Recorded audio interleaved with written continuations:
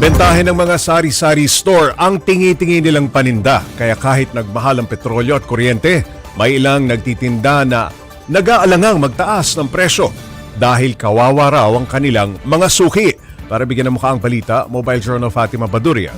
Ang dating 45 pesos na bote ng mantika na tinda ni Marina, ngayon dinagdagan niya na ng 5 piso. Mataas na raw kasi ang kuha niya sa supplier. Sa ibang paninda gaya ng mga dilata, kinakaya pa niyang huwag munang mag-increase. Pero aminado siya, ramdam talaga nila ang pagmahal ng mga bilihin, pati ang singil sa kuryente. Malaking epekto kasi yung imbis na pambili namin ng pagkain, ibabayad pa namin sa bills namin ng kuryente.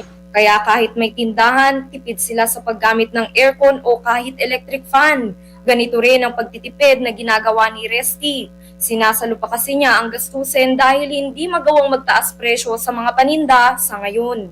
Sa amin, sa water station, sari-sari at sa bigasan, ganun din pa rin. Hindi kami na ganun, kawawa naman yung mga customer namin na malapit sa amin. Kung talagang magipit, saka raw sila magmamahal ng singil sa mga paninda. Ngayon kasi, ang 400 pesos na panggasolina nila sa kanilang service, ubos daw sa isang araw.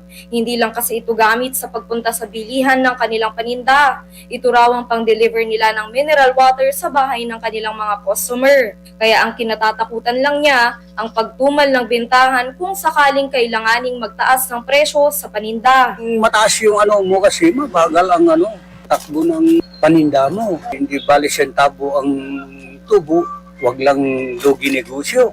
Kwento rin nila tumumal ang kita ngayon dahil ramdam daw nila na mas maraming customer ang nagtitipid. Kaya hiling lang nila matapos na ang problema sa langis at bumalik sa dati ang presyuhan at ang kita. Kung sakali naman na maano yung gera sa Iran, balik din sa normal na naman siguro. Sana matapos na, parang kawawa naman ng mga tao. Mga kapatid, Mobile Journal Fatima Baduria po hatid ang mukha ng balita.